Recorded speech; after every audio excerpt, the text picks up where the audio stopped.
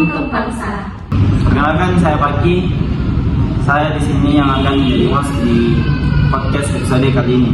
Hari ini pastinya saya tidak sendiri nih. Di sisi kanan dan kiri saya sudah hadir 5 bintang tamu hebat yang siap membagikan sudut pandang mereka masing-masing. Mari kita sapa satu persatu. Halo semuanya, perkenalkan, aku Dea. Aku merupakan mahasiswa yang tertarik pada isu-isu politik dan kebijakan publik. Aku juga senang berdiskusi tentang bagaimana mahasiswa bisa berperan aktif dalam perubahan sosial maupun politik. Halo teman-teman, saya Kila, akrab disapa Kay. Saya mahasiswa yang aktif di organisasi kampus dan sering ikut kegiatan diskusi. Hai semuanya, nama aku Cia. Keikutsertaan saya di sini dikarenakan ketertarikan saya pada hubungan internasional, khususnya peran Indonesia dalam perdamaian dunia, yang katanya akan dibahas di sini pada podcast kita kali ini. Halo, saya Naura. Saya sendiri suka berdiskusi tentang isu-isu strategis, yaitu isu-isu yang berkaitan dengan politik daerah atau kontribusi pemuda dalam politik. Halo semua, selamat siang. Perkenalkan saya Lisa. Sama dengan yang lain, saya juga merupakan mahasiswa yang cukup aktif di organisasi kampus karena saya ingin mengetahui lebih dalam bagaimana sih bentuk atau wujud asli partisipasi mahasiswa dalam perubahan politik maupun perubahan sosial itu sendiri. Oke, jadi di sini kita akan membahas dua topik penting yang sangat relevan bagi generasi muda dan masa depan Indonesia. Nah, di sini kita juga akan mengupas bagaimana generasi muda dapat menjadi agen perubahan politik, sekaligus bagaimana Indonesia berkontribusi dalam menciptakan perdamaian dunia. Jadi di sini kita akan masuk di topik yang pertama tentang peran pelajar mahasiswa dan pemuda dalam perubahan politik. Jadi coba nih kita mendengar tanggapan mereka tentang topik kita yang pertama ini. Nah, jadi kalau kita melihat dari sejarah, dari dulu pemuda memang selalu jadi motor penggerak perubahan, karena kita lihat dari peristiwa Sumpah Pemuda, bahkan reformasi 1998, mahasiswa dan generasi muda selalu hadir sebagai penggerak yang kritis yang tentunya akan menjadi pendorong lahirnya perubahan yang besar. Pertanyaannya nih, bagaimana sebenarnya peran kita sebagai pelajar dan mahasiswa saat ini? Apakah kita hanya menjadi penonton atau justru menjadi bagian dari perubahan itu sendiri? Coba deh kita mengambil contoh dari hal-hal yang terdekat dengan kondisi kita sekarang. Contohnya yaitu salah satu aksi atau demo pembongkaran Gunung Raya. Nah, aksi tersebut banyak digerakkan oleh pemuda atau mahasiswa. Jadi mereka akan langsung ke lapangan untuk menyuarakan aspirasi masyarakat terkait pembentukan provinsi baru, yaitu Provinsi Raya. Jadi menurut kamu nih, bagaimana pendapat kamu melihat aksi pemuda dalam demo pembongkaran Raya? Apakah hal tersebut termasuk dalam perubahan politik? Jadi kalau menurut sudut pandang saya, jelas saya katakan ya, karena demo pembongkaran itu masih termasuk dalam bagian dari proses demokrasi. Jadi mahasiswa akan menjalankan fungsi kontrol sosial dan menyampaikan aspirasi masyarakat pada pemerintah.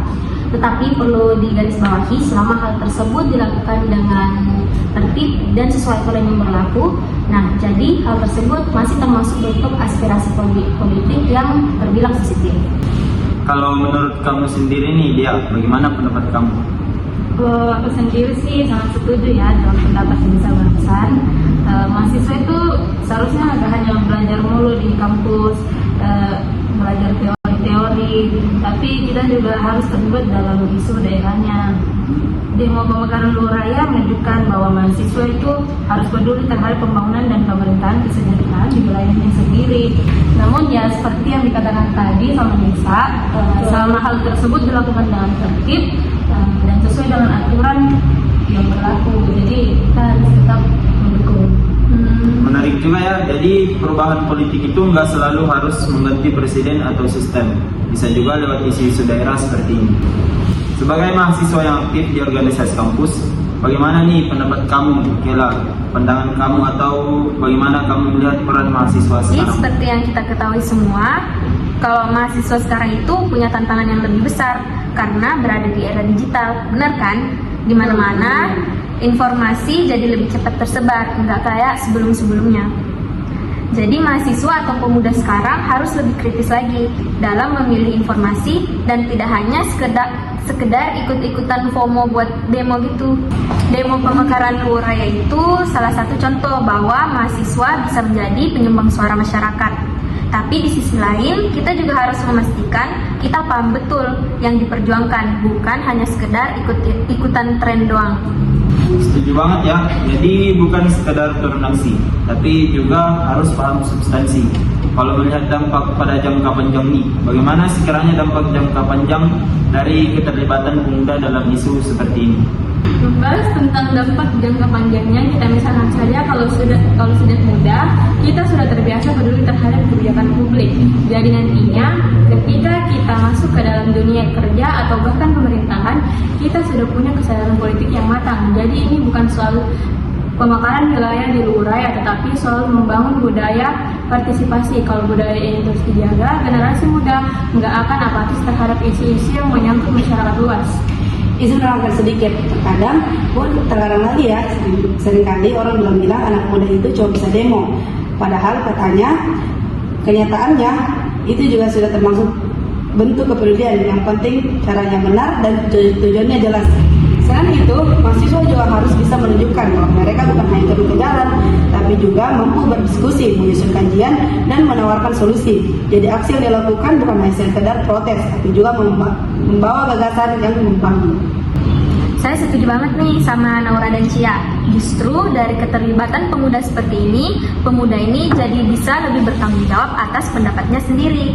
Tantangannya memang ada, tapi kalau dilakukan dengan bijak, itu bisa jadi pengalaman politik yang sangat berharga untuk pemuda-pemuda tersebut. Oke, setelah kita bahas panjang soal peran pemuda dalam perubahan politik, kita masuk ke topik kedua, yaitu peran bangsa Indonesia dalam perdamaian dunia. Kalau tadi kita bicara soal kontribusi di tingkat daerah seperti pemekaran Luhur Raya, sekarang kita naik level ke skala internasional.